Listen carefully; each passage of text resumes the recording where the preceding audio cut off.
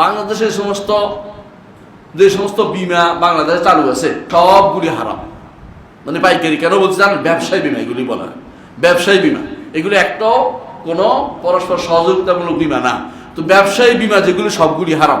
অথচ এগুলিতে যারা বসে আছে হুজুর আলেম, অমুক অমুক অমুক আলেম, এবং ভালোই আলেম, মানে বাংলাদেশে অনেকে আলেম বলেই তাদেরকে চিনি, তিনি ঠিকই 100টা অথবা আরো বেশি এরকম বিমা কোম্পানি শরিয়া বোর্ডের তিনি প্রধান, অথবা তিনি কোনো ইসলামিক ব্যাংকের শরিয়া বোর্ডের প্রধান বা কিছু একটা। এরকম মানুষগুলি যখন আপনাকে দেখবে, কেউ দেখবে, সাধারণ মানুষ বিভ্রান্ত হবে, কোনো সন্দেহ নাই। বলবো যে এটা বোধ হালাল, নইলে উনি কেন আছে, ওনাকে দেখে মানুষ বিভ্রান্ত হচ্ছে। ঠিক ওই যারাদেরকে আপনি যদি কোনো আকীদার বিশুদ্ধ কথা মানে দাওয়াত কোনটা দিতে হবে না বলেন, ওদের দ্বারা প্রতারিত হবে সাধারণ মানুষ।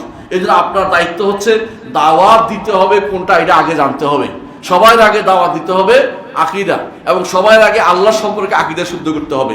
আল্লাহ সম্পর্কে আকীদা শুদ্ধ না হওয়ার কারণে বেশিরভাগ মানুষ বিভ্রান্ত হচ্ছে। এখন পর্যন্ত যারা ইসলামের কথা বলে ওরা আল্লাহ সম্পর্কে আকীদা শুদ্ধ নয়।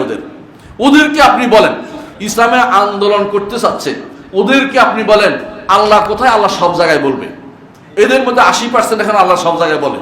এবং কেন তারা আল্লাহ সম্পর্কে তাদের আকীদা শুদ্ধ নাই, এটা প্রথম আকীদা। প্রমাণ হচ্ছে মুহাম্মদুর রাসূলুল্লাহ সাল্লাল্লাহু আলাইহি ওয়াসাল্লাম তিনি তার কাছে একবার এক সাহাবী এসে বললেন যে আমার একটা দাসী তিনি উহুদ পাহাড়ের কাছে জুবানিয়া জায়গা আছে, সেখানে ছাগল চড়াতো, মেষ চড়াতো। একটা মেষ নিয়ে গেছে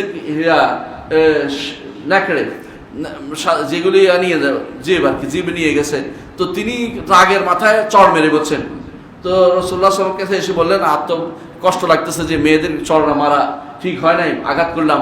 তো রাসূলুল্লাহ সাল্লাল্লাহু আলাইহি ওয়াসাল্লাম বললেন যে তোমার আর কোনো আছে কিনা? হ্যাঁ ইয়া রাসূলুল্লাহ, আমার একটা দাস মুক্ত করার আমার উপর রয়েছে। বলে তো একটু মুক্তি করতে পার, দেখি ওই মুসলিম কিনা।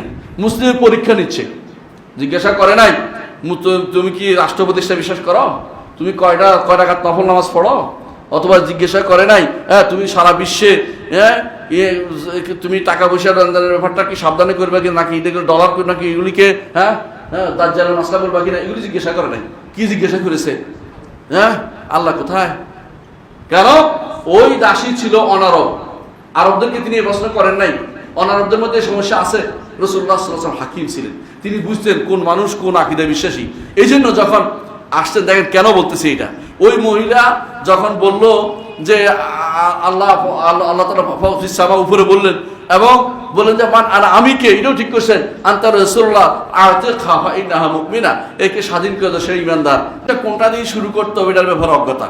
আপনি বিশ্বাস করেন যদি আপনি একটা সোসাইটি তৈরি করতে পারেন যারা বিশুদ্ধ আকীদা ও মানহাজে তৈরি হয়েছে, ওদের কাছে কি আপনি কি সেকুলারিজমের দাওয়াত দিতে পারবেন?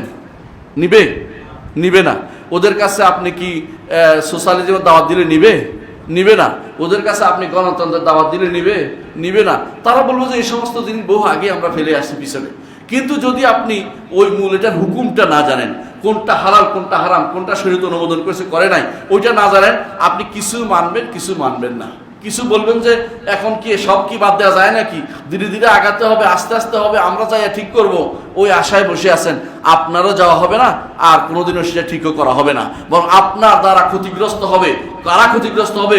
অনেক মানুষ মনে করবে যে এই লোক তো ইসলামের কথা বলে, এই লোক তো জায়েজ বলছে, এখন সব জায়েজ হয়ে যায়। আশ্চর্য হবেন। একটা উদাহরণ দিই।